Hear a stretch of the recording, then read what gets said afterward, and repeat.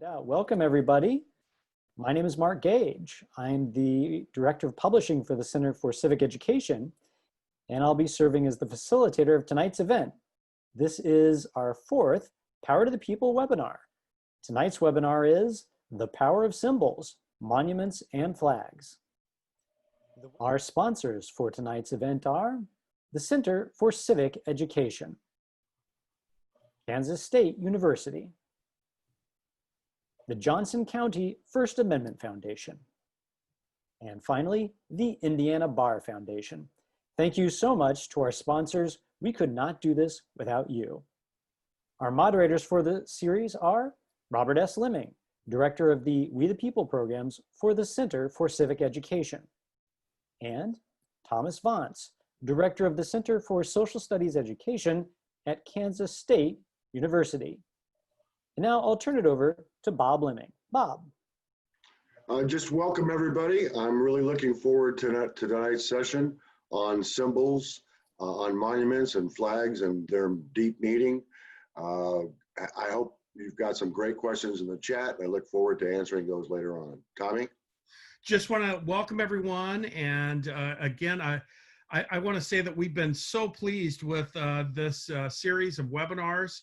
And I just want to say thank you to the center and all of our sponsors for doing something a little bit different and engaging our network of teachers and citizens in a slightly different way than we're used to. And it's really been healthy, and I've loved every one of them. And I'm really looking forward tonight.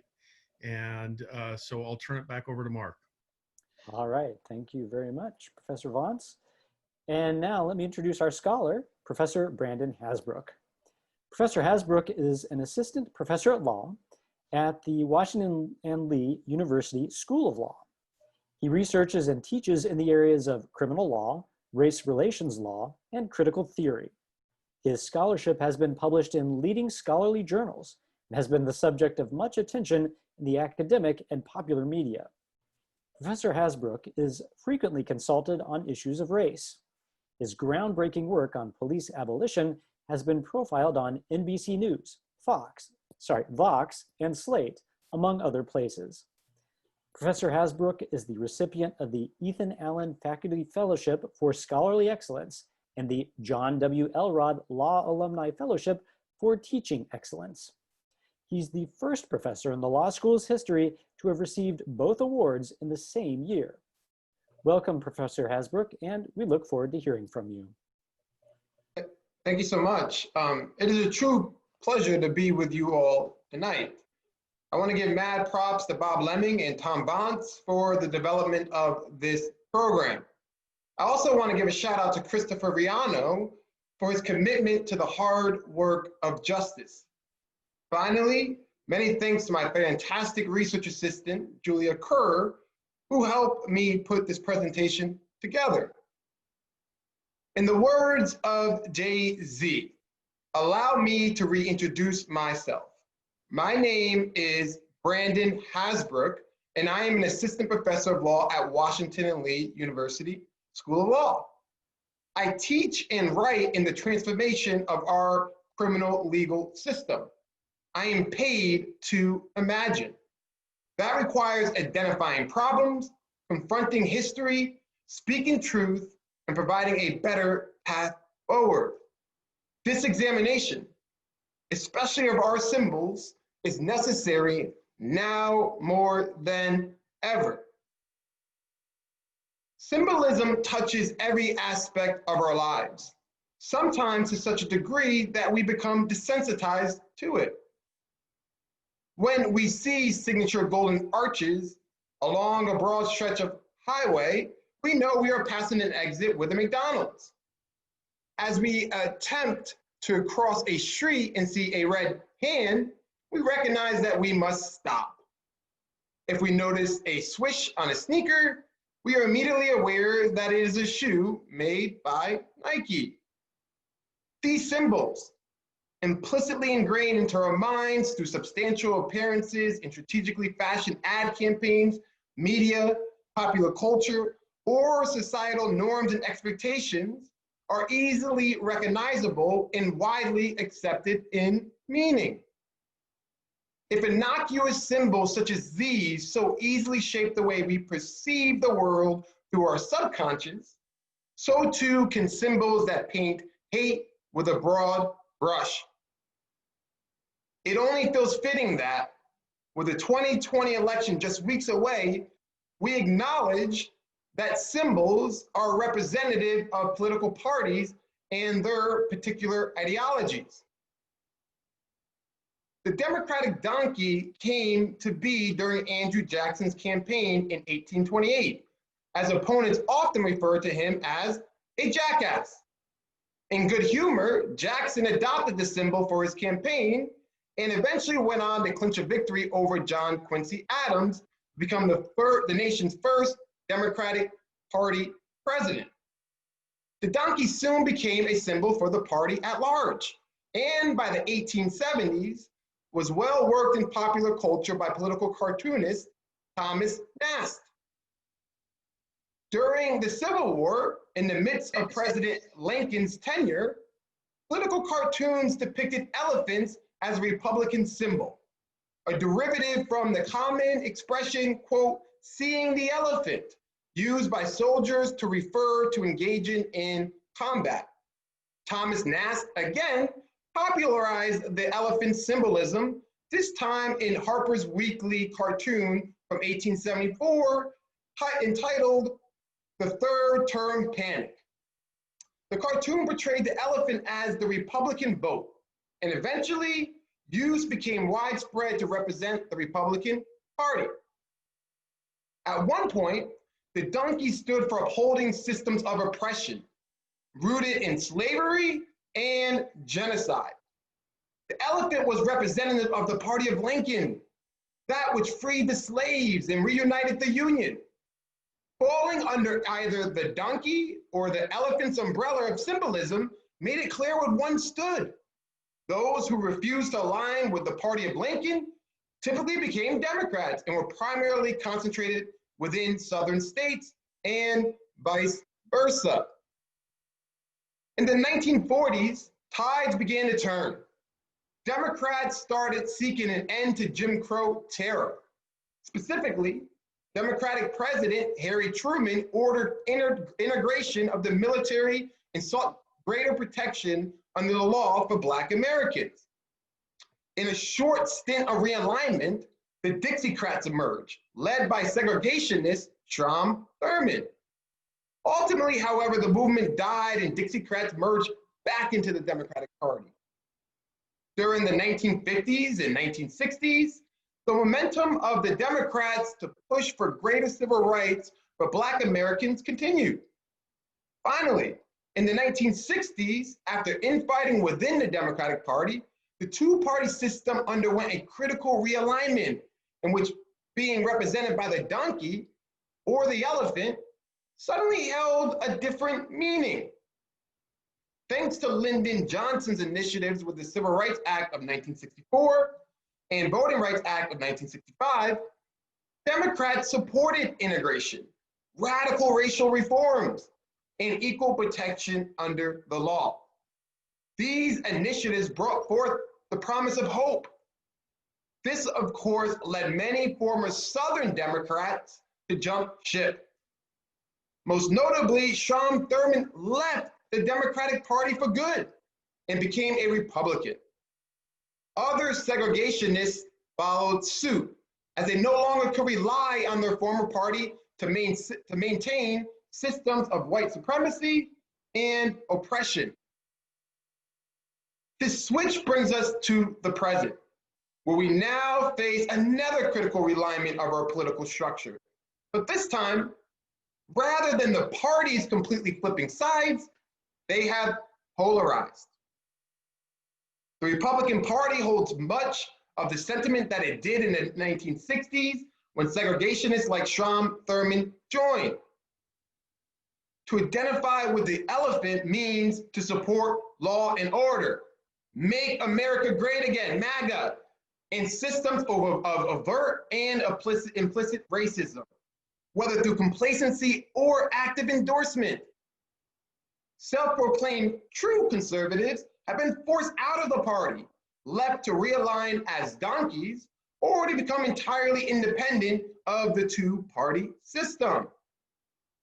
And many of those who identify with the donkey have shifted further to the left, becoming more vocal about their opposition to the right's platform. But even the efforts of those who identify with the left tend to get lost in the noise. While the Republican Party's elephant has become the symbol for actively upholding systemic racism under the Make America Great Again rationale, the Democratic Party's donkey has not done much better at dismantling white supremacy and oppression. In fact, many reforms, although well-intentioned, are misplaced, as they are merely performative in nature and do not address the crux of the problem. When a system, largely maintained by white power structure, pushes policies that white people think will benefit Black people, it falls short because rather than reshape the system's composition, it merely patches over the problem with a hope for a permanent solution. As such, as long as we continue to do the same thing with the expectation of a different result, nothing will change. And the voices of white supremacy will continue to resound the loudest. This is perhaps why Make America Great Again's impact has become so widespread. A red Maga hat is almost always indicative of a stance of white supremacy. But why? Make America Great Again rests on the premise of American exceptionalism, that America is different and globally superior. Note that this connotation is a double-edged sword. It also alludes to a time in which America relied on fear-mongering to keep out foreigners, perpetuated racial inequality, and leveraged patriarchal societal values. If that sounds familiar, that's because it is. In a New York Times interview, Donald Trump was asked when he believed America was truly great. His answer pointed to, quote, developing at the turn of the century, unquote, and, quote, the late 40s and 50s, unquote, when, quote, we were not pushed around. We were respected by everybody. We had just won a war. We were pretty much doing what we had to do, unquote. Let's contextualize the era's xenophobia for those who were othered. The Chinese Exclusion Act of 1882 was in full effect and not repealed until 1943. Next, in anti-immigrant fashion in the early 1900s, following an influx of Japanese migration to the continental United States or Hawaii, Congress began banning entry based on poor health or lack of education. Then in the 1920s came the Emergency Quota Act, which based quotas on the number of foreign-born residents per nationality. Following the passage of the Emergency Quota Act, in the 1923 Supreme Court decision, United States v. Bhagat Singh, it was held that South Asian Indians, formerly classified as white by the United States government, could retroactively have their citizenship revoked, as they were now deemed non-white. In the 1930s, President Herbert Hoover closed off the borders to immigration during the Great Depression. This policy lasted until the early 1940s. Throughout the 1950s, after the passage of the Immigration and Nationality Act of 1952, quotas remained, and preference was given to immigrants from Ireland, United Kingdom, and Germany who already had relatives in the United States. Those countries are white. These are just a few examples of racial gatekeeping at the time. Outside of the scope of that list, we also must remember that the United States internally was grappling with Japanese internment, rampant legalized anti-Black violence and segregation through the Jim Crow and pre-civil rights eras, virulent anti-Semitism utilized and normalized by United States leaders, and whiteness as the mode for upward mobility within society.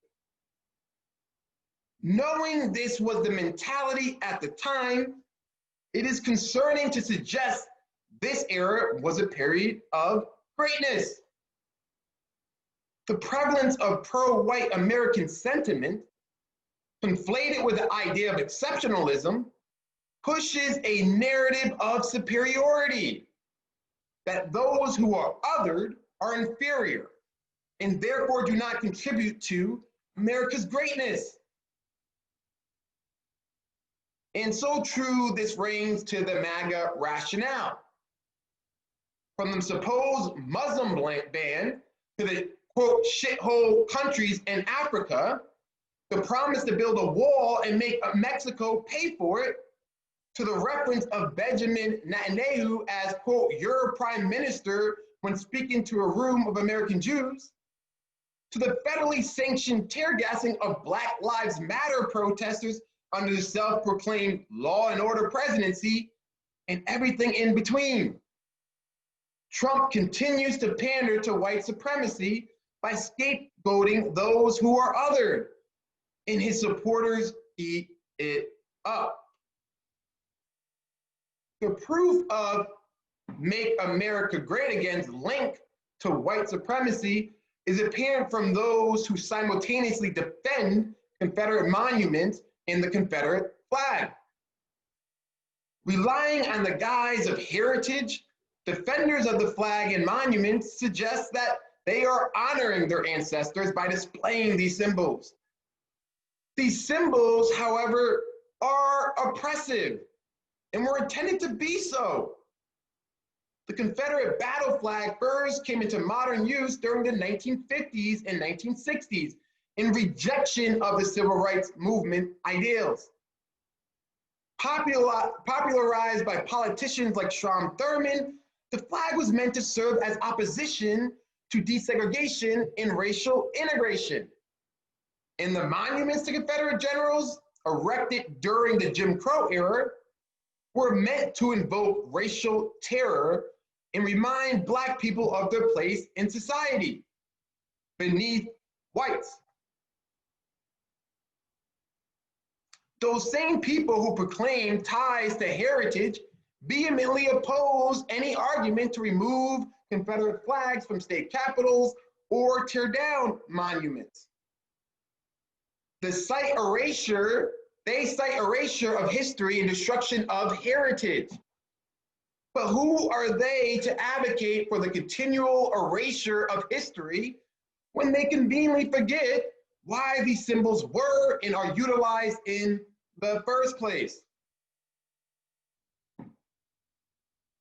Much can be similarly said for the willful ignorance and anti-Blackness perpetuated by those who oppose a name change for the sake of history and tradition at an institution like mine, Washington and Lee University.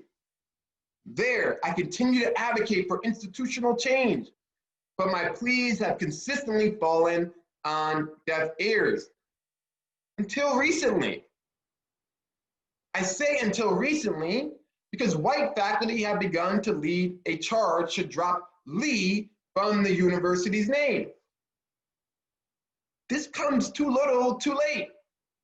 In my piece, White Saviors, I advocate for a name change more drastic than that. I suggest that condemning Lee's racism while overlooking Washington's racism mischaracterizes Washington's role as a slave owner. Although, to Washington's credit, he was a founding father and the first leader of our nation. He led through white supremacy. He enslaved more than 300 Black people. He had them whipped for no reason at all. He subverted Pennsylvania's Gradual Abolition Act of 1780s, which provided enslaved blacks a pathway to freedom. He understood the gravity of slavery in this country and its economic impact, and signed the Fugitive Slave Law Act in 1793 into law. Enslaved women were raped on his estate by his adopted son. Even his dentures were made from the pulled teeth of slaves. Defenders of Washington are quick to overlook the flaws in his character because of the groundwork he laid for the American democracy.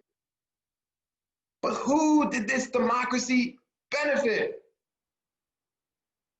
As history has shown, it surely was not blacks.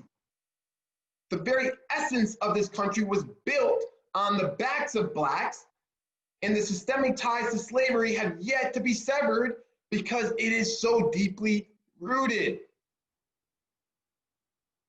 Lee, of course, is no better, and arguably worse, which begs the question of why his glorification has continued for so long. Unlike Washington, Lee had nothing to offer in terms of unification. He was a traitor, fighting for the institution of slavery because he believed that the nation needed, quote, instruction, discipline, and leadership, unquote. He himself desecrated and mutilated black bodies. He separated enslaved families from their families. Think about that. Separated enslaved blacks from their families. That's a murder of a different kind. When president of Washington College from 1865 until his death in 1870, he was permissive of his students forming a chapter of the KKK, Ku Klux Klan, which was involved in 2 attempted lynchings. His students also actively participated in the sexual assault of black girls from local black schools. With all of this information about both Washington and Lee readily available for those willing to do the research, why did it take the recent and profound suffering of the black community to call the university's name into question? I believe the answer to this itself stems from white supremacy, the motivation of white saviors, those who provide help to non-white people through self-serving means. It is only convenient to support a progressive movement for change because it is no longer a good look for one to defend the symbolism and glorification of known white supremacists. In the absence of inflamed racial tension in this country, there was no catalyst to have white faculty support efforts of black members of the Washington and Lee community to spark institutional reform. They took the shooting of Ahmaud Arbery, who was jogging, a police officer kneeling on George Floyd's neck while he begged for oxygen, the murder of Breonna Taylor while she was asleep in her home, and countless other acts of police brutality against black individuals since the Black Lives Matter movement regained traction this year, for white members of the faculty to care. That's the inherent flaw here. The Black Lives Matter movement was one that never died. In 2013, the organization was started to advocate for nonviolent civil disobedience against racial violence in response to the murder of Trayvon Martin. How quick people are to forget that this movement did not begin with George Floyd's murder. The movement did not begin in 2020. The movement is not to be treated as a moment. And yet, many white saviors do exactly that. They speak over members of oppressed communities, effectively silencing them by refusing to give adequate credence to what they are being told. They engage in performative activism, posting to social media accounts for fear of how they will look to others if they remain silent, but otherwise not doing much else to follow through in standing with the oppressed.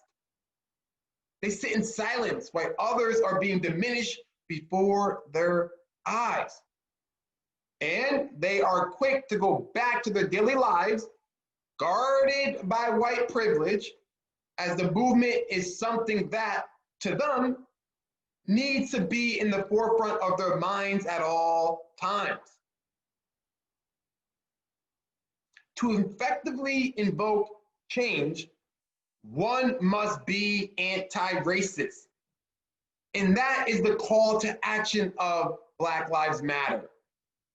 When one sees a BLM flag, they immediately associate that with anti-racism, with people who are willing to fight in what is perhaps a second wave of the civil rights movement, with the push for equity, which will one day facilitate racial equality, with Black empowerment, with the right for Black people to no longer needlessly have their lives taken by law enforcement officers. The police, a symbol for racial terror, continues to victimize people of color, particularly Blacks, by over-policing neighborhoods that are deemed to be high crime and comprise largely of minorities. The disproportionality use of excessive force against Black individuals. They continue to launch tear gas and rubber bullets at people who exercise their First Amendment right to protest. And they continue to disproportionately profile Black individuals for routine traffic stops, which often escalate into more dangerous encounters.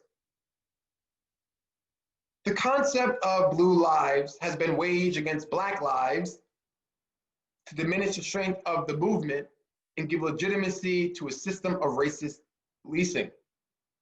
People who defend the institution of policing as a symbol often argue that blue lives matter as a counterbalance to the symbolism of Black lives matter. What they conveniently forget is that being Black is an immutable characteristic. Being a police officer is a professional choice. A system so widely regarded and defended covers for faults and permits the unjust taking of Black lives. Take, for instance, Breonna Taylor's murderers. 3 plainclothes officers were involved in her killing. None were charged with her murder. On September 23rd, 6 months after she was shot, only one officer was indicted by a grand jury. And that was for wanton endangerment based on his reckless conduct that put Breonna's white neighbors at risk, a felony with a maximum 5-year prison sentence. The justice system is established to disproportionately criminalize Black individuals, and those who commit egregious crimes against the Black body face little to no repercussions. This is just one instance of system-wide failure. There are countless more. Say their names: Trayvon Martin, Tamir Rice, Sandra Bland, Atiana Jefferson, Botham Jean, Philando Castile, Michael Brown, Freddie Gray, Eric Gardner, to name a few. Why? Because police can hide behind their badges. They can claim the symbolism of blue lives, of protecting and serving, of promoting law and order, of self-defense. Time and time again, those arguments work, which allows officers to subvert the law and not be held accountable for instances of police brutality. Perhaps this speaks volumes about our criminal justice system. Our criminal justice system maintains the norms of slavery. I extensively argue for police and prison abolition in my essay, Abolishing Racist Policing, with the 13th Amendment. There, I posit that under the 13th Amendment, policing and prisons are part of badges and incidents of slavery. The system, so comprised of hold a white power structure and profit off of Black criminality, is one that should indeed be abolished. Now, however, I raise a different thought, that of the 13th Amendment as a symbol. It is a symbol that is infrequently utilized in the modern era. A symbol that demonstrates, as Caroline Randall Williams argues, that my very existence, indeed the Black body, is a relic of slavery and Jim Crow. In fact, the 13th Amendment is arguably altogether neglected. The amendment, which codifies abolition of slavery through its badges and incidents, should bear more weight than it does. Instead, we frequently rely on the 14th Amendment's Equal Protection Clause and entirely forget about the 13th Amendment's force of law. In a racist criminal justice system built to serve as an establishment for slavery, the 13th Amendment should be doing more work, but that is not the case. It merely rids our nation's private citizens of the ability to own people, rather than tackling the crux of today's issues by dismantling our carceral system. Now is the time to leverage the 13th Amendment's strengths and genuinely fulfill its objectives of breaking the shackles of slavery. Where then can we go from here to finally reconcile all of these continued problems that are due in large part to negative symbolism, consistently clashing with positive symbolism? For starters, I suggest being actively anti-racist. If you want to really be an ally to the cause, it is not enough to engage in what I referred to as earlier, performative activism. It is not enough to sit back and remain silent. Not being racist is a good first step, but it is essential that those who come from a place of white privilege use their voices to advocate for equality and fight against oppression. That is what it really means to be an anti-racist. In using their privilege, however, people must be cognizant not to speak over others who are marginalized. Let's unpack two glaring examples. First, riots. White people who were quick to serve as self-proclaimed allies also jumped on the opportunity to use riots to undermine Black Lives Matter. They suggested that property destruction is not the way to achieve one's objectives. And perhaps there's some truth to that. But this rhetoric is problematic for several reasons. First, it presumes that a majority of protests devolve into rioting.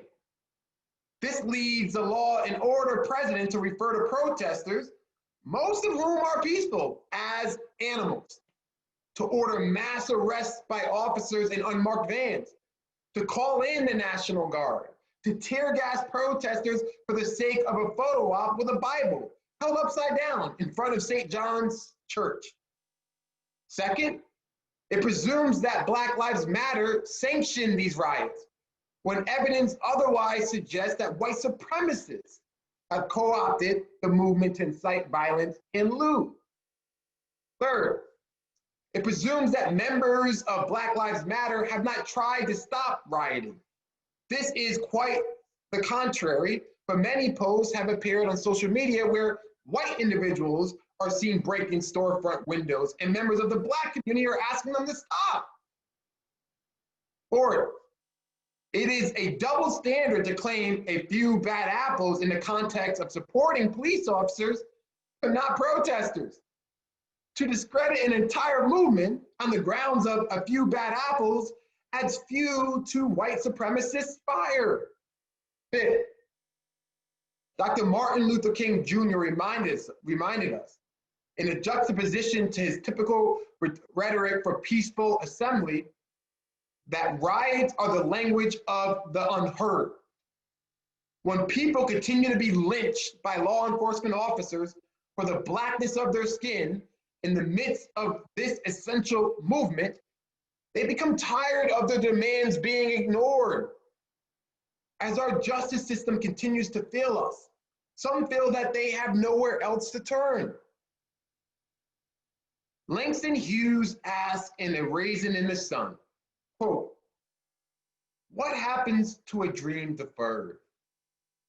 Does it dry up like a raisin in the sun, or does it explode?" Second, tone policing. This is something especially common for Black women to experience, as tone often feeds into the angry Black woman racist stereotype. White individuals telling Black people to dial back their rage because they will not be taken seriously does nothing to advance the cause of allyship within our community. We have the right to be angry. How we use our tone is subjective and not reflective of the group or the movement at large. The concept of tone policing is also permeating into discussions started by other oppressed groups. Take, for instance, oppression of the Jewish people in heightened instances of anti-Semitism recently gripping our country. Much of this anti-Semitism has been thinly veiled, but recently it's become more pervasive and acceptable. The rhetoric of Louis Farrakhan and Linda Sarsour, utilized and praised by people like Nick Cannon and Deshaun Jackson, while appealing to many, especially those who identify as progressive, has been normalized and accepted to a frightening degree.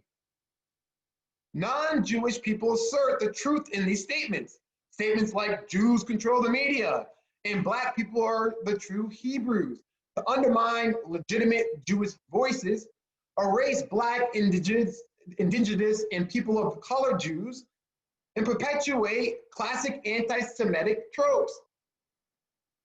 When Jewish people got angry, they were invalidated and told that Cannon and Jackson were merely expressing factual opinions.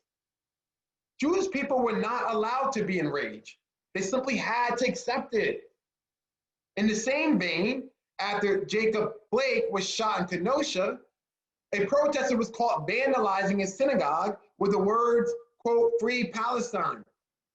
When Jewish people got angry, others were quick to silence their rage with arguments that Israel is in an apartheid state and the graffiti was justified. This conflates Judaism with Israel, a suggestion of dual loyalty, which is again anti-Semitic. In one last instance of tone policing, Shane, an East Asian fashion brand that primarily markets to the Western world, launched the sale of Swastika necklaces. Because of the way the necklace was positioned in its marketing, white saviors were eager to defend the product as a symbol of peace for Buddhists, Hindus, and the like.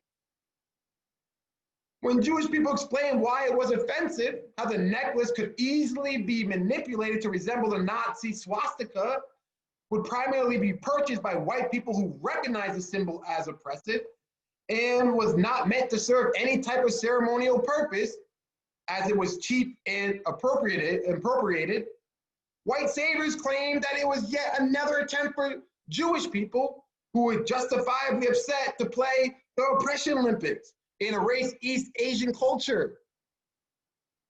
Attacking Jewish people for calling out anti-Semitism when they are the most qualified to do so, unsurprisingly, is anti-Semitic. We need truth, justice, and reconciliation. A first step in truth-telling is re-education. This encompasses learning and unlearning. It is a slow and gradual process to refine our way of thinking. To be in tune with our implicit biases, we must continually check them. This includes acknowledging one's white privilege and how they have benefited from it, and using that white privilege to facilitate change. One can do this by acknowledging that this nation's history has been written time and time again by white men.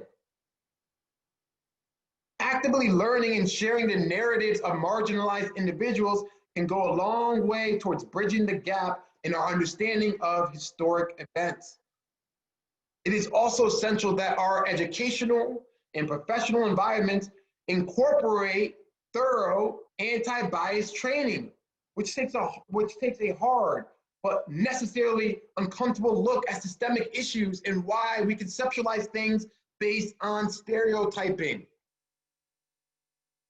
Unlike what Donald Trump would suggest about teaching critical race theory, the objective is not to indoctrinate employees with divisive and harmful sex and race-based ideology, as the tweeter-in-chief posted to his social media platform. Instead, effective education in critical race theory elevates those who are marginalized to a position in society that is equal to white people who have consistently had their voices heard. It instructs to look at a broken system and strive to reform it through a clear effort of unity and understanding rather than division, which hypocritically enough is prominent in so much of the rhetoric that Trump actively espouses.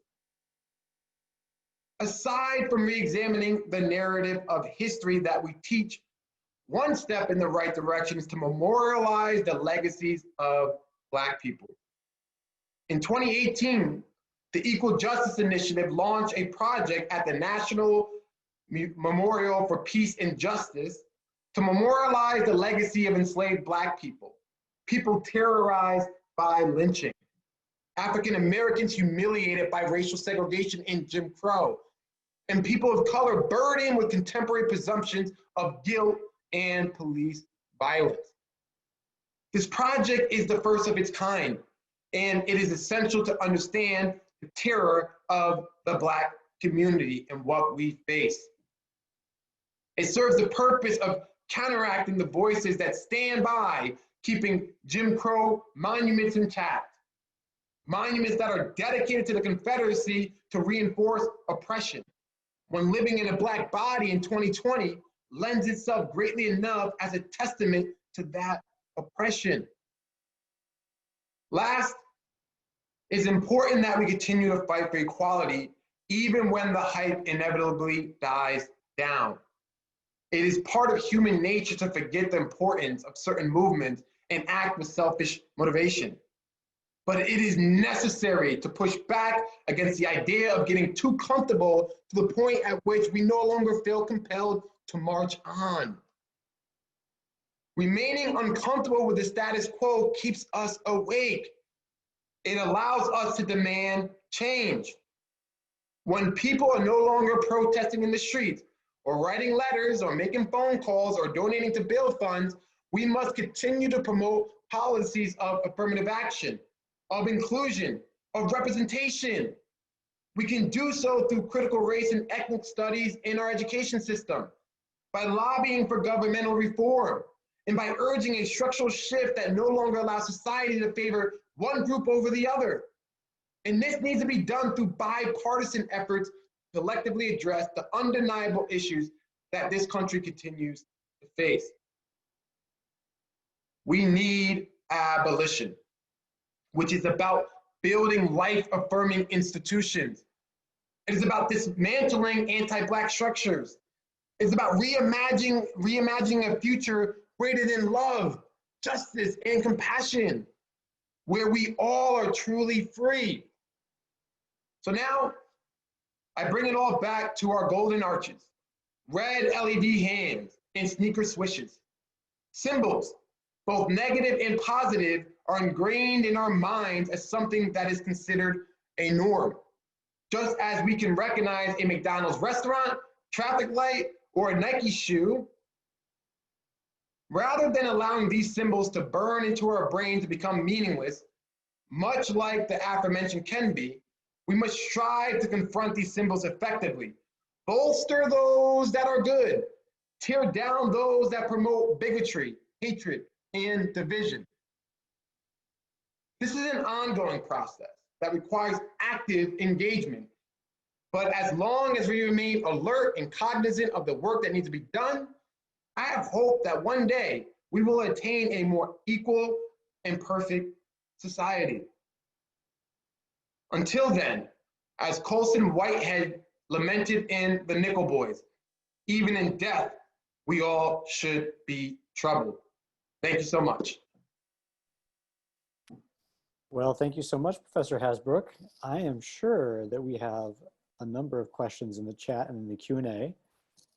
Bob and We Tommy? do have a number of questions in the chat and Q&A. Professor Hasbrook, thank you so much for that really thoughtful and clear, well-organized, and somewhat edgy and controversial presentation over the course of the last 45 minutes. Let's start, if we could, with at least some of the edgy and controversial thoughts, a few that came through in chat and others that I think people are thinking. Let's start with this. For example, is it possible to wear a Maga hat? We're talking about symbols here.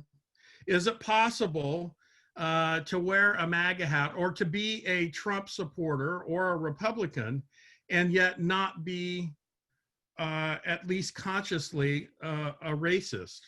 In other words, that you know, a lot of people in the United States have been Republicans for decades, and long before Trump became a Republican. So we're going to start with some edgy ones, and then we're going to get to some expertise ones here in a moment. So what do you think about that? Are you suggesting that anyone that is a Trump supporter, or maybe even uses those symbols, is conveying a racist tone, or there's an element of racism in that, implicit in that at this point? We know that. What are your thoughts on that? Yeah, I want to separate it. So first I want to take the idea of Republicans. Can Republicans themselves be anti-racist? My answer is yes, I think they can. Now, can Republicans that wear MAGA hats be anti-racist? As I noted, we need to understand what is Make America Great Again based on the actual person who created the catchphrase, okay? And that's Donald Trump. We know what he means by that. So can you disconnect MAGA from the racist ideas that it promotes? My answer is no. I don't think you can. But that's not the same thing to say that I don't think Republicans can be anti-racist and not racist. Sure, I think they absolutely can be non-racist. And my hope is to get them to be anti-racist. But when someone wears a MAGA hat, right, how I interpret it is that person's okay, and that person themselves is fine with promoting racist policies and ideas. That's what MAGA stands for. We can't separate the terminology from the ideas that it conveys based on the founder of that frame. If I could just push a little bit there, Sure. And say, well, do all the people that wear MAGA hats, for example, my father-in-law, and I don't think he would mind me saying that, do you think that he consciously is thinking, and of course you don't know my father-in-law, I'm just using him as an example, and almost everybody probably on this call has examples in their family, right, of this. So I'm not sure that he consciously, to be completely honest, Professor Hasbrook, that he completely has thought through all of that, you know, who created it and all of that stuff. You know, how much does he know, or is he conscious? I don't know, but I would think that there are some people that are pro-Trump, aside from that one issue. And so I think that's why a few people are kind of gently pushing back against that idea. No, it's fine to push back against that. And what I'm trying to do in this work that I engage in is helping people understand what that means to other people. Part of this is education campaign, right? And including with your father-in-law. And usually when I wear something, especially when it has a symbol that I'm promoting, a political slogan, I need to know what it means. And I think it's incumbent on all of us as good citizens to understand that you may be promoting something, right? Not knowingly, that conveys hate, that conveys racist thinking, that conveys that you value me as a less human being than others. So that's what this is what my hope is with not only this platform, but all my other written work and other speech occasions that I do, is that we start letting people know, like, hey, look, we all collectively can be better citizens. And that means actually taking, some introspection here and identifying, do we have these biases when we put this hat on? Do we believe what that conveys? And I'm going to be really clear here, because many don't know this. Not only does Donald Trump have some kind of what MAGA means to him, right, which is this kind of racist, xenophobic era that he thinks was when America was great again, but it also is a rip off of what Ronald Reagan said during the war on drugs, which is, we need to make America safe again, right? And that's the whole new Jim Crow. So these ideas are connected to racist thinking, policies, and laws. And what I'm trying to suggest here, and I hope folks are at least thinking about, call provocative, call it what you want, is that we need to be better citizens when we put certain symbolism on our bodies. We're going to get there. We are going to get there, I promise. But let me approach a different kind of question. It seems to me that things like pointing out that many of the founders were slaveholders, and many were also openly racist. There were some abolitionists as well. We know that as well. But it seems to me that those sorts of kind of overt forms of racism, people can wrap their minds around readily. Slavery, they understand that. Laws that intentionally discriminated against people of color or women or whatever, we understand that. But I think that we're now to a point, and you made several points during your presentation, where there continues to be racism, sexism, religious discrimination, and the like, that are, operating at a different level, and in some ways more insidious level than the kind of the open racism. For example, the police brutality thing and the discrimination by police to people of color, I think most people, and I could be wrong, but I think most people would say, yeah, that's probably true. I think that probably happens. I'm not Black or Hispanic or whatever, but I bet that happens. And I think most people would say that. But I think it's harder for us to actually feel what that would feel like, that the power of government is coming down on you in some unfair way, some unjust way. And those kinds of things are harder to teach about. And that's not even accounting for the non-governmental forms of discrimination that continue to happen in our society, right? That somebody's renting an apartment and they can tell by the accent of the other person on the other end of the line, all of a sudden the apartment's rented or Sure. whatever. And so as teachers, most of us on this call, 101, by the way, we're up to on this Zoom, we want to know what kinds of things that we can do if education truly is one of the primary vehicles of positive social change. What is it that we can do as a practical matter in our history classes or government classes or whatever that would help our students understand not only some of those kind of brute examples of racism, but also some of the more nuanced forms that that people experience today. Do you have any ideas for teachers there? Sure. So I've been a huge proponent, and against what President Trump thinks is right. We should be incorporating critical race thinking in our curriculums and ethnic studies in our curriculums, both at the high school level, college level. I've been arguing. I'm a law professor, okay, but on the undergrad side of my institution, I've been arguing for those. I propose those types of changes. I think it's necessary for us to confront racism in our classrooms and to have these types of hard conversations. For example, if I told you all to close your eyes right now and I say, hey, look, an illegal immigrant has crossed the borders, describe that person. I am pretty confident that 99% of you all are going to describe someone coming from Mexico, although we have plenty of illegal immigration from Canada. If I tell you to close your eyes, a criminal is approaching you, describe that person. I can guarantee you a significant portion of you is going to describe a Black person, probably a Black man. So how do we get at these? How do we get at the heart and core of this? Is we have to confront these things. There needs to be truth-telling before we get a reconciliation, is acknowledging kind of our history.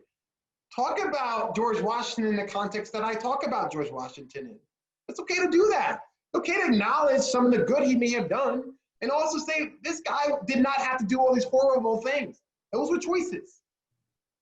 And we need our, especially our younger generations, to be informed citizens, because they're going to be leading the next wave of, hopefully the next Reconstruction movement. And I'm trying to lead that fight, but it's going to be those voices that I'm going to need. And they need to be educated. They need to understand race. They need to be sensitive to that. So I think critical race theory, ethnic studies need to be incorporated earlier, often into literature, incorporate Black talent and Black thinking into your books. Just examine what type of books students read. Examine what type of, who your authors are of the classic case books. Are they white? Are they white men? I'm pretty confident there's plenty of Black scholars that write in these areas and do a fantastic job. So start elevating Black voices into these conversations. So those are just some of the few ideas that I have. And look, back in the day when I was a kid, we had this DARE program. I don't know, I'm maybe too old, but it was DARE. Came in, don't do drugs, guys, right? And that was your interaction with the cops. And that's when I tell you, as a Black man, I've been pulled over 39 times by cops. I've received 1 ticket in my lifetime. So I've had plenty of other outside interactions. But one thing I'm thinking about, I do not advocate for police being in any educational setting. I don't want it's not their job. However, we need to start thinking about, well, how do we present policing, right? We all elevate them to these heroes, but we need to be talking about blue on Black violence in classrooms. This stuff happens. And not only does it happen, it's supported by just extraordinary data points. I mean, racial disparities it's egregious, these data points, by this neutral, both conservative and progressive scholars all come up with the same statistics showing these racial disparities. The idea that, hey, look, it's not a few bad apples problem with policing. It's that the actual institution itself creates racism. And that's extraordinarily problematic, and we need to break that. And I think it starts with incorporating critical race theory thinking. There's a lot of great literature out there to have us kind of examine our own biases, examine hard subjects, such as white privilege. And a lot of people like to acknowledge the invisible backpack that they have. But I think part of this is something that I hope we start, especially our teachers who I love dearly, and I think they are the leaders and are gonna help shepherd into this new era of real true freedom and equality. Professor Hasbrook, I have other questions, but I'm going to turn things over to Lemming. Real quick, I started teaching in 1978 in inner city Grand Rapids, and was frustrated with what my students were dealing with in terms of being thrown out of every school in town. I saw that a discrepancy in terms of African-American kids, the schools they went to, and the schools that everybody else went to. The frustrating thing to me is that 40 years later, I still see those discrepancies in schooling that gets kids to the level that they can compete on an even keel in terms of making their life a better one. Can you speak to, one, whether or not you think that's the case, that schools are different, or two, how do we change that if in fact you agree with me? No, I agree. I think schools are, there's massive disparities in schools. Schools are becoming increasingly segregated. There's extraordinary problems about using police as disciplinarians in schools. There's a lot. It's extraordinary. We need to reinvest. One of the ideas in police abolition movements is taking some money from police budgets that are extraordinary, several hundred millions of dollars, and reinvesting them into our educational system, giving Black students, brown students the tools to thrive, because we'll all, and there's in every research, we'll all have the capabilities of being the next rocket scientist. We all have that. And undoubtedly, it's time to start uplifting people of color, giving them the same tools that white students have, and allowing them to thrive. And indeed, they will thrive. I grew up poor, really poor. I grew up in a trailer, 4 of us, and my mom. And look, I could fit the trailer that I grew up in probably my kitchen right now, and I'm not joking about it. I literally, everyone, I had a brother who's 2 years older than me, and my mom would pray, I'm not kidding, every single night that we would stay the same height. Why? Because we had 2 pairs of jeans. He wore them one day, and I wore them the next day, and vice versa. And at nighttime, we went to the bathtub, and we hand washed those jeans. I had blisters up and down my hands. We were really poor.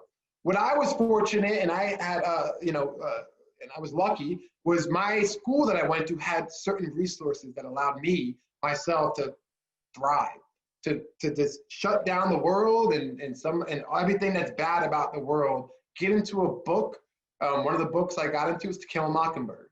And my daughter, my first daughter born, is Harper, her name is. She's named after Harper Lee. Wow. Right? I had that book, and that book enabled me to want to get into the fight and into the struggle of the hard work of justice. So how do we, one of the things I've also noticed, and you look out at the range of government teachers in the We the People program and others, is I don't see a lot of African-American teachers out there. How do we encourage that? Sure, well, there's a few things. One is you got to pay these people more money. You have to pay all teachers more money. I'm sure, yeah, I'm sure all the teachers would say that. You absolutely have to. Look, I'm seeing what teachers are going through now in virtual schooling with my own 6-year-old in first grade, Harper. They deserve way more money than what they get paid, including in the Black community to get, if you want Black folks to be able to and enable them and give them the tools so they could thrive and do whatever they want, be it a teacher, a lawyer, an engineer, whatever they want, we got to first get the resources in the community.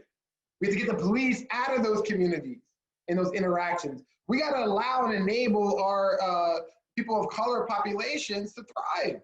And if they want to become a teacher, whatever they want to get into, whatever game that they are inspired by, give them the tools to do it, and they will come. And part of those tools is you got to be able to pay these people a little bit more money to be able to have that American dream, have a family if they want a family, if they choose. They may not want that, but allow them to get a house. So one, we have to get more resources into Black and brown communities.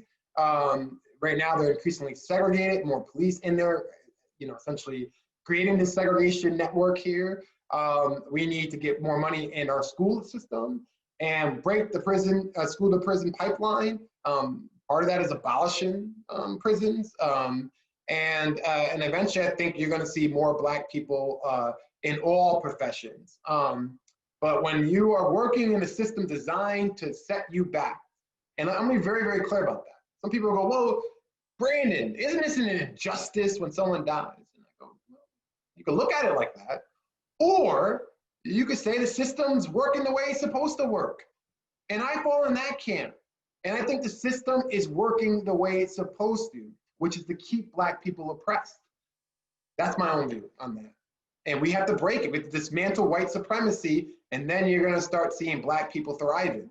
But if we continue with racist policies and laws that are in place now, if we continue to promote anti-Blackness on the Supreme Court through their decision-making. So Brandon, are you saying, or could you say that, well, look at Brandon, he's succeeded. Are you, what people point to as, well, the system can't be that racist, look at Brandon. He's succeeded. No, you could absolutely have that been said to me. It's been said to me that I've succeeded. And if you think I'm a success story, here's where the success story is at.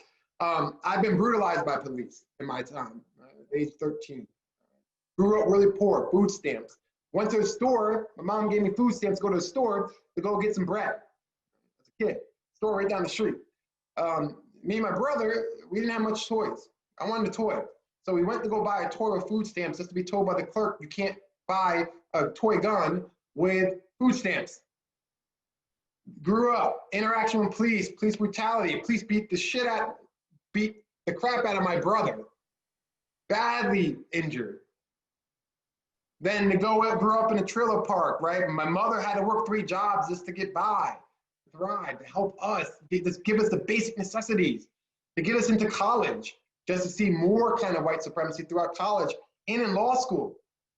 And the reason when you say, well, what's the success story is, I believe in Black magic. I believe in Black people. I believe Black people are so special and so extraordinary that they could thrive in a system that's designed to oppress them. And that's what I've done. And plenty of others have done that too. And think about that, how there's been so many that actually has thrived in a system designed to keep them down. Think about if we start dismantling the systems of white supremacy, what our country could look like. And I want to be very clear about this. There's plenty of research out there right now that suggests racism is costing our country money, trillions of dollars, because we are a racist country. So when you think about removing all these racist laws, what it could mean, it means prosperity, it means opportunity for Black people. So that, I think I'm just a story of this showing you that, look, Black people are brilliant, they're beautiful, they're extraordinarily smart.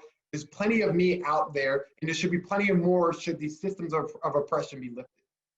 How do you, go ahead, Tommy, I'm sorry. Yeah, let's talk about the system for a second.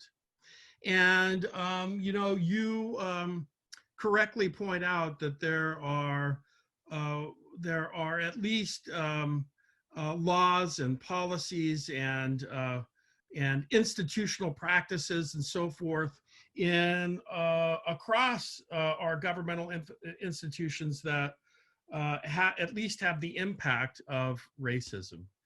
If they're not openly racist, they at least have that impact. Even in schools, we talked a little bit about schools and policing, but what about the bigger system, Professor Hasbrook?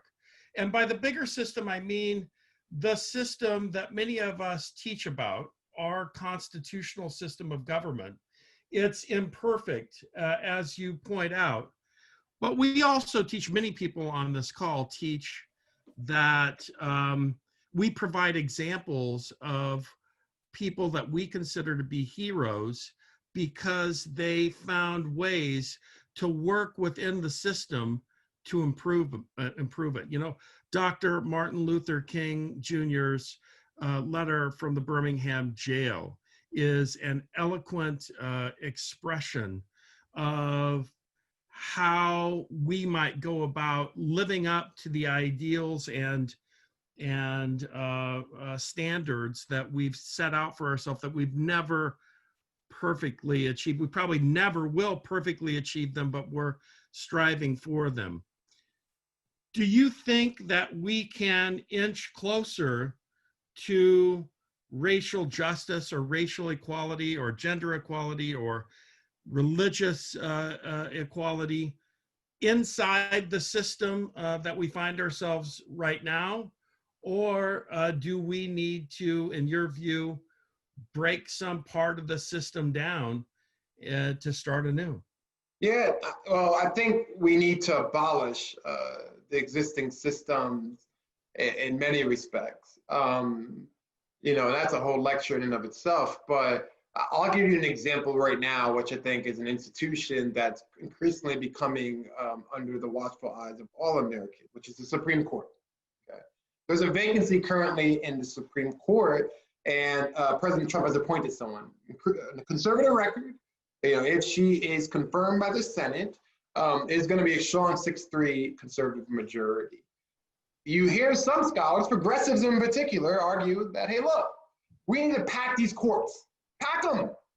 And I suggest this is, well, look, I don't want the courts packed with progressives. I don't. You're like, well, why? Because if we have more of the same progressives that were already on the bench, this is Breyer for an example, this is Ginsburg who recently passed, that's going to lead to more of the same, which in my view, the Supreme Court has been anti-Black, including the liberal members, outside of Justice Sotomayor for the most part.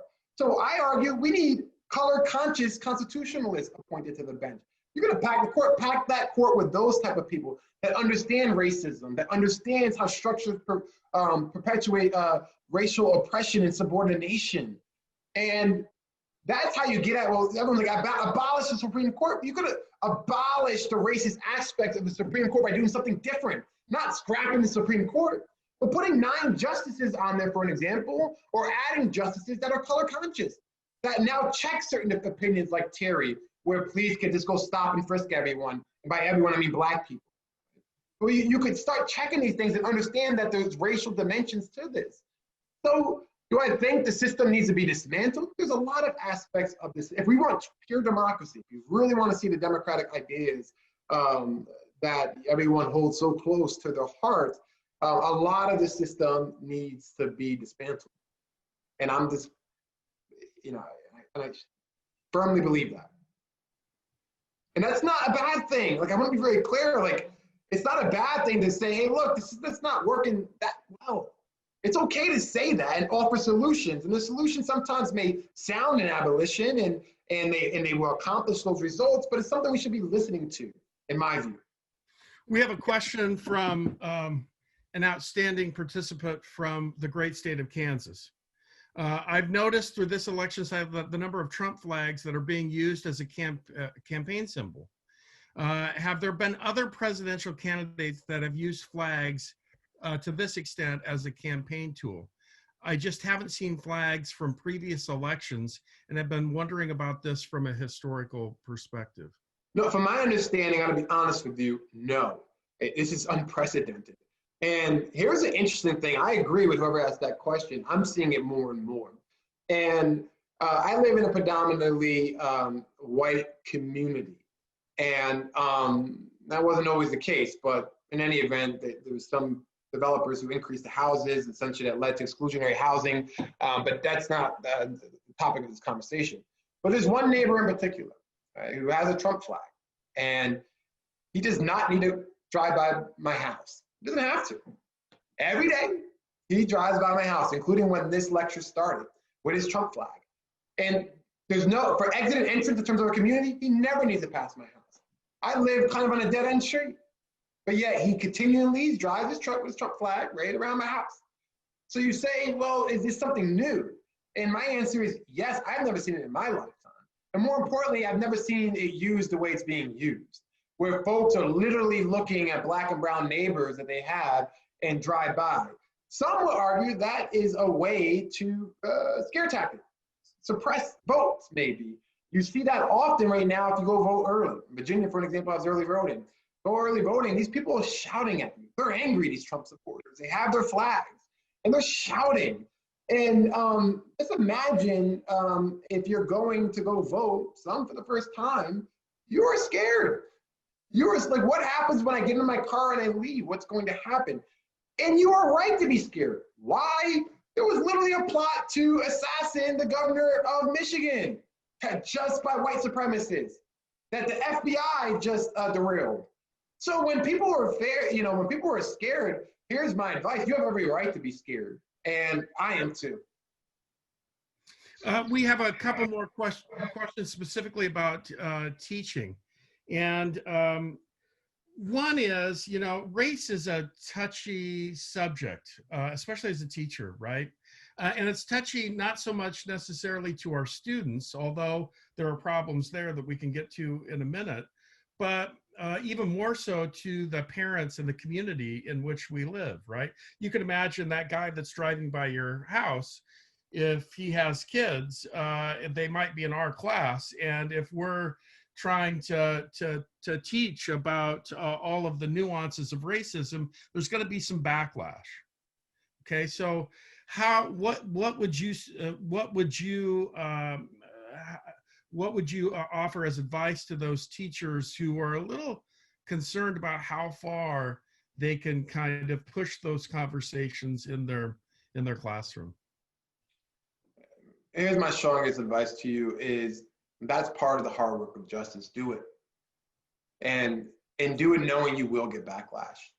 I receive on a daily emails, probably about 10 to 20. And during the peak season, August and July this past year, hundreds of emails. They are the most hateful, nastiest emails. Some from alums of my institution, some where their students currently go to my institution.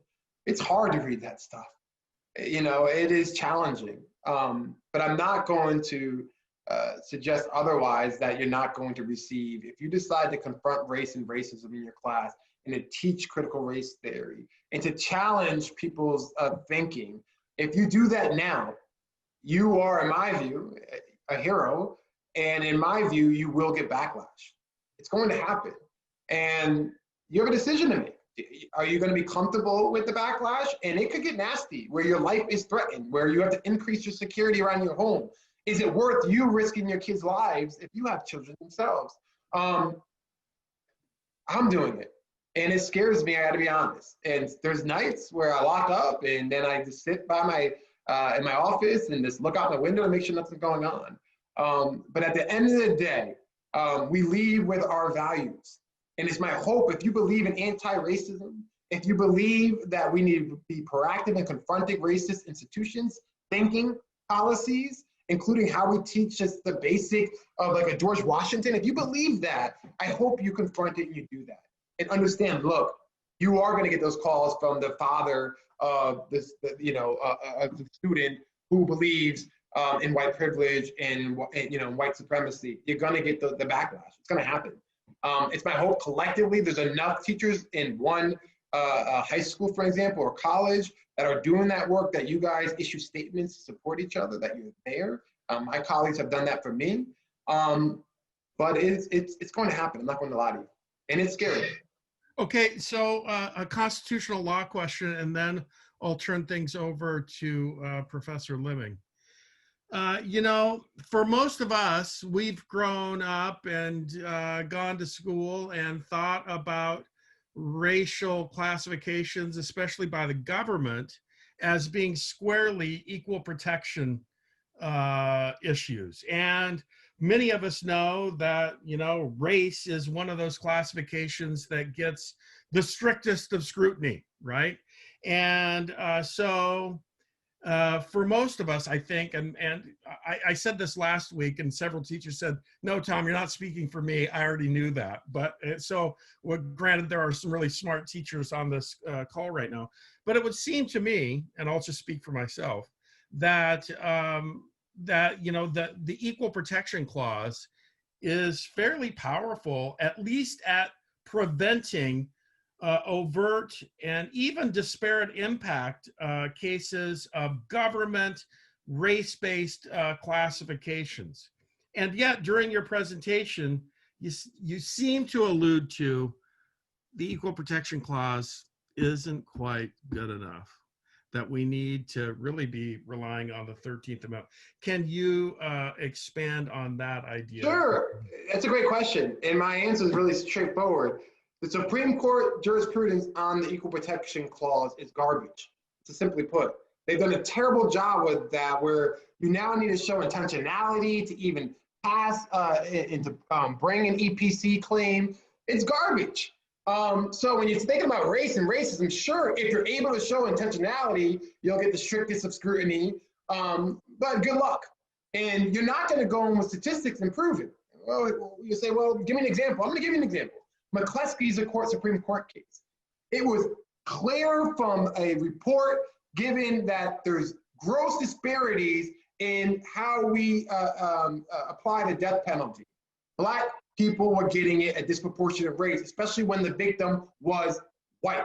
It was gross racial disparities that everyone agreed to. And the Supreme Court said, sorry, it doesn't rise to the level of EPC. Like, we're not dealing with desperate impact. Hey, you need to send that back down. State legislature, do something if you want to, but we're not doing this.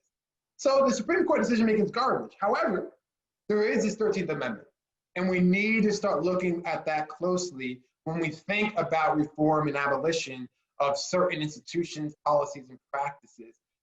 The 13th Amendment jurisprudence is broad. When you talk about badges and incidents of slavery, and you can make certain connections. I made a connection with policing. And happily share my article with you, Abolishing Racist Policing, so you can read it. And you can disagree, but one thing I don't think you're going to disagree with is actually the factual background of policing being a badge of incidents of slavery. But there's other things we could use the 13th Amendment for that I hope we start thinking about a little closely and clearly. And but the 14th Amendment right now, based on Supreme Court decision making, does not have as much teeth as we want it to. But that doesn't mean it can have that with the right kind of Supreme Court, with the color conscious constitutionalists that I say. We have people that understand these issues. That equal protection clause becomes very powerful. But we need those folks on the bench. Got it. Professor Leming. I've hogged the question, sorry. No, they were good, Tommy. How do you respond to what, and I've had discussions with this with other people, when you look at the black on black crime in major cities.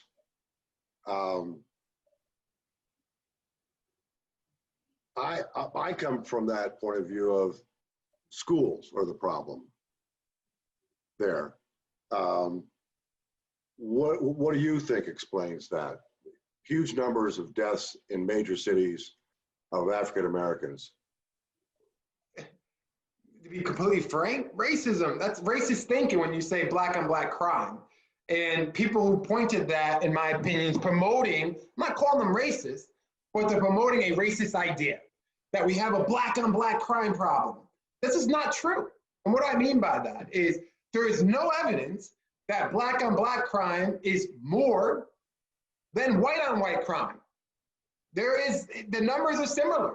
Part of it is these are the folks that are in your community. So when crime happens, if they're in your community, that's why you see significant numbers with white on white crime, right? And so this racist thinking when people go, well, what about black on black crime? Why are you worried about policing? Go fix your community. Let me defend that, because I agree, because of percentages of numbers of people, there's more people, white people who commit crime than black people based on percentages of how many are around.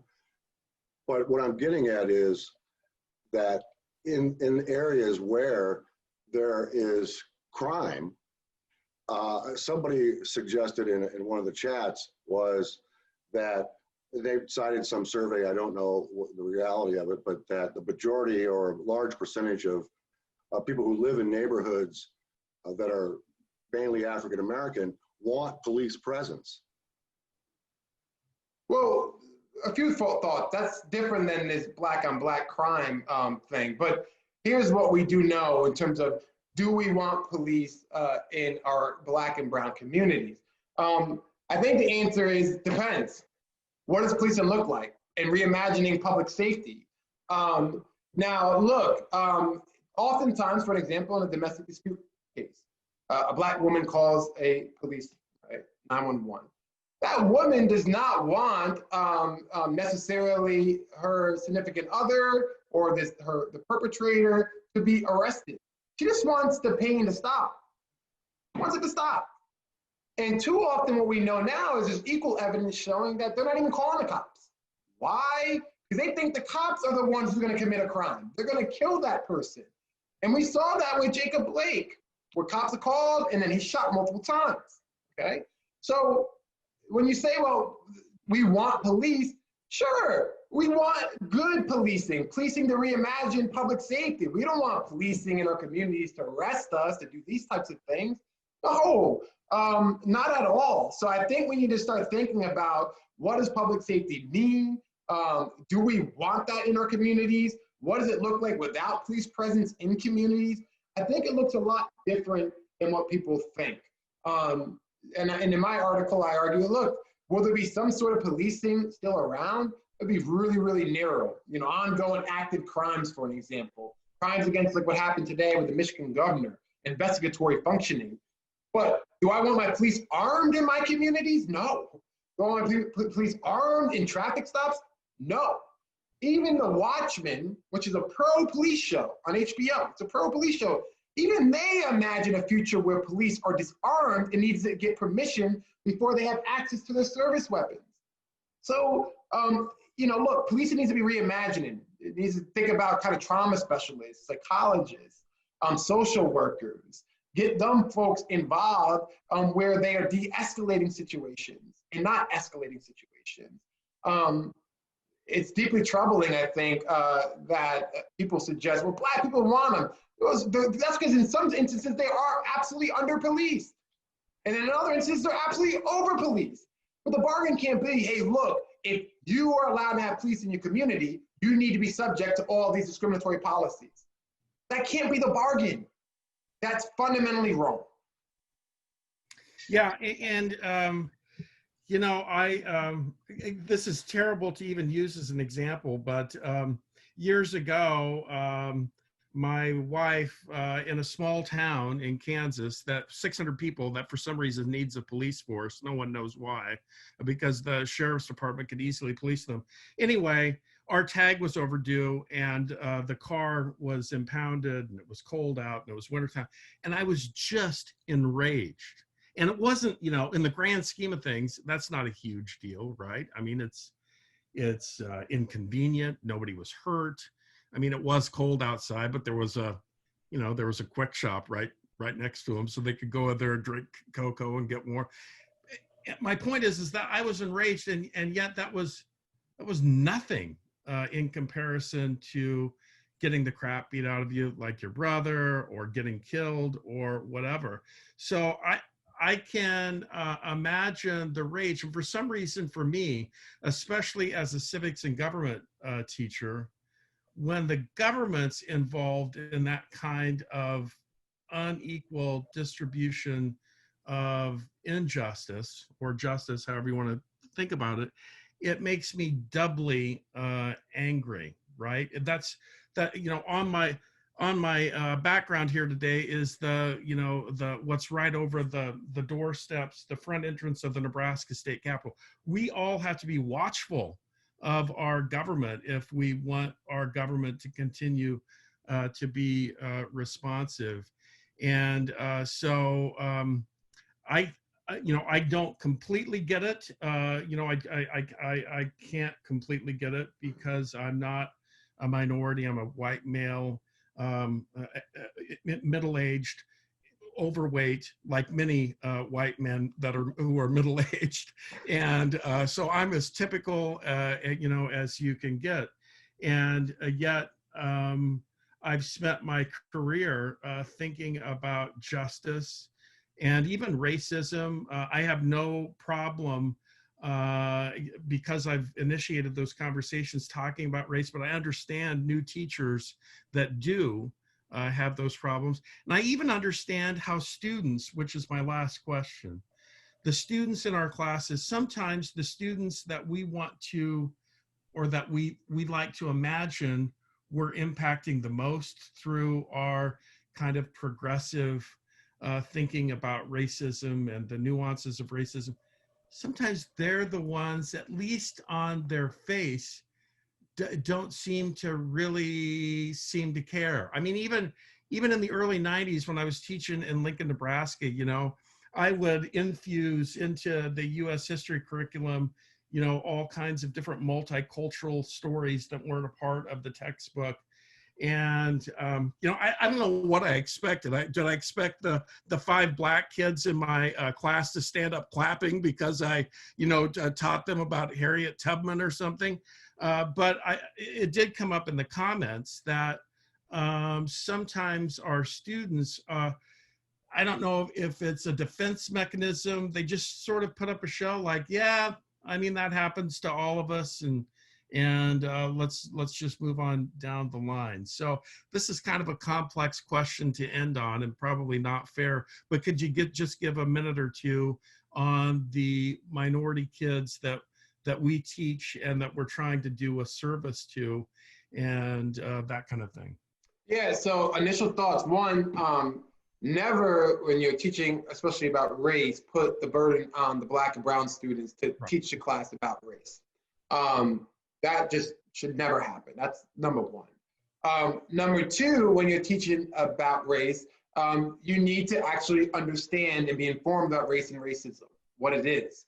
So I think a lot of faculty, professors, teachers all around, we need better training, training on critical race theory. All of us need it, right? And ethnic studies and what that means, and how do we be culturally appropriate in our classes, and sensitivity training. We all need it. And then at the same time, how do we keep students engaged in these hard, difficult conversations? Is you keep having them. You keep having these hard, difficult conversations. And not only you, it's every class, right? Like some people don't think, one thing you learn really quickly, especially being a Black person, is racism is everywhere. It's in all of our systems. It is not only in government, but it's in econ and business, right? It is not only in criminal justice, but it's equally in corporations, in contract law. It's all, it permeates every aspect, because that's just how our country was built. It's built on the backs of Blacks. So we all share this burden. We all share the hard work of doing justice. And it's my hope that we all engage in it, whether you're a gym teacher or a biology instructor or a criminal law expert, whatever you may be. I think we all owe it to ourselves and our students, and to be honest with you, to what this democracy can become, to make it a little bit more perfect, this union. So that would be my last finding thought. I saw a comment really quickly I did want to respond to about, we get rid of police, there's going to be anarchy, look what's happening right now. Again, that's just misinformation. That is just wrong.